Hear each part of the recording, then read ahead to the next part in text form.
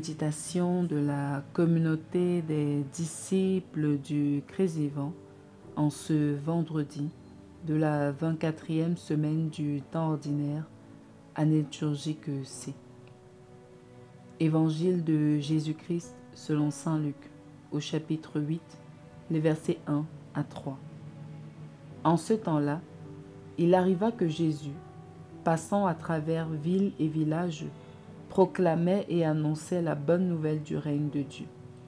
Les 12 l'accompagnaient, ainsi que des femmes qui avaient été guéries de maladies et d'esprits mauvais. Marie, appelée Madeleine, de laquelle étaient sortis 7 démons, Jeanne, femme de Cousa, intendant d'Hérode, Suzanne et beaucoup d'autres qui les servaient en prenant sur leurs ressources. Acclamons la parole de Dieu. Méditation. Frères et sœurs bien-aimés, en ce jour où l'Église célèbre Saint Janvier, évêque et martyr, l'Évangile de Luc nous invite à contempler non seulement la mission de Jésus, mais aussi la manière concrète dont des femmes se sont engagées à le soutenir, non pas par de simples paroles, mais par leur bien, leur présence et leur foi vivante. Ce passage est court, mais puissant. Jésus est en mission, allant de ville en village, proclamant la bonne nouvelle du règne de Dieu. Il n'est pas seul. Les 12 sont là, bien sûr, mais Luc prend le soin de nommer des femmes guéries, transformées, relevées, et qui désormais mettent leur vie et leurs ressources au service de la mission. Marie-Madeleine, Jeanne, Suzanne et beaucoup d'autres. Leur présence à cette époque était un acte courageux et prophétique. Dans une société patriarcale où les femmes étaient souvent invisibles, elles osent suivre Jésus au grand jour.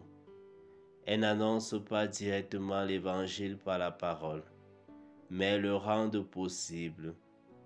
Sans leur aide matérielle, sans leur soutien concret, les déplacements de Jésus et des disciples auraient été bien plus difficiles.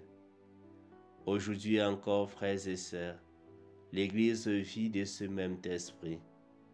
Il y a ceux qui annoncent, mais aussi il y a ceux qui, hommes et femmes, soutiennent, accompagnent, financent, encouragent et prient. Et tous sont nécessaires à l'avancée du règne du royaume. Toi qui écoutes cette méditation, pose-toi cette question. De quelle manière concrète suis-je aujourd'hui un soutien à l'Évangile?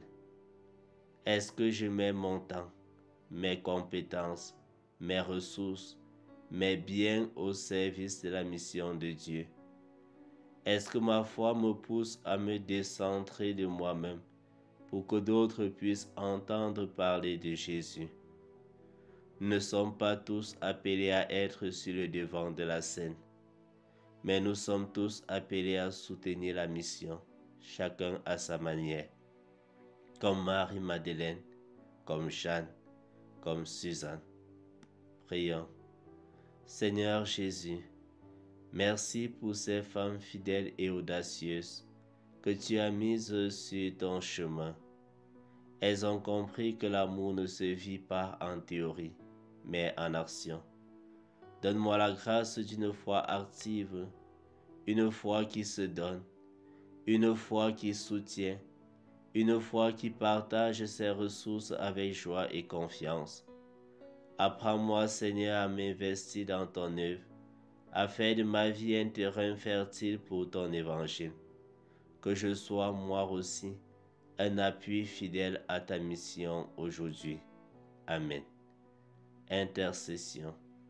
Seigneur, nous te prions aujourd'hui pour toutes les femmes et tous les hommes qui, à travers le monde, soutiennent ton Église de leurs ressources.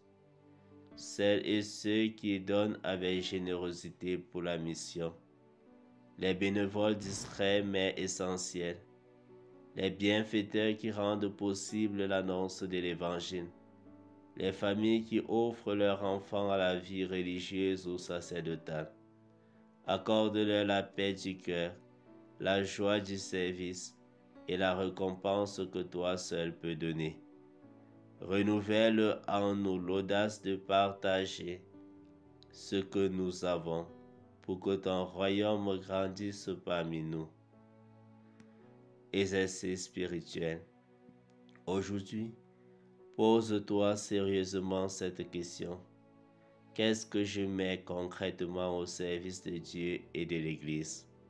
Si tu n'es pas encore engagé dans un groupe, un mouvement, une action caritative, prends contact cette semaine avec ta paroisse pour rejoindre une équipe.